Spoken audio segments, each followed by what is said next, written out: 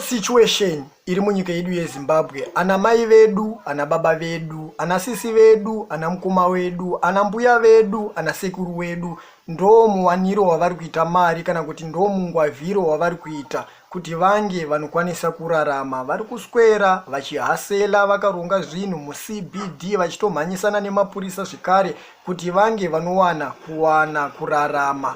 Asi ndo paunoona zvako kamwana katungwarara kachibuditsa mamillions ema-US dollars, kamwana kane 18 years, kamwana kadikidiki zvako. Ndo paunoona zvikare sezvakaitika nezuro mwana wava kuda kuashita Gwirei akadoneterwa mari inosvika iyo 20 million US dollars. Kamwana kadikidiki zvekare, kamwana kasina kana kwakashanda. Chimbobata hana yako semwana weZimbabwe wobva wafunga kuti tiri kuendepi senyika kana kuti tiri kubvepi tichiendepi senyika. Ndo mashoko endinongoda kungokubvunzai semacitizens enyika yeZimbabwe kuti kana ana mai vedu vachiita mabusiness akaita seaya ekugara mustreet pakati petown vachihasela kuti vange vanowana kurarama, wozoonawo zvako kamwana kadikidiki kapwere, kamwana katungwarara kachifamba kachimwaya ma-US dollars,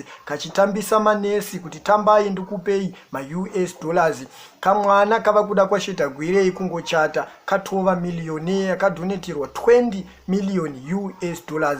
Asi vanhu vakamboenda kumakambani vakanoshanda, vakamboshanda kuma-industry, hurumende ikazouraya industry yacho, havana chavanacho kutaura kuno vanenge vachingotambura. Asi tuvana twembavha kana kuti mbavha dzega dzega ndo dziri kungoramba dzichizvara vana vanoramba vari mamilioneya. Ameno kuti imimi munotiwo kudii nezvinhu zvinenge zvichitoitikawo munyika yedu, munyika yeZimbabwe.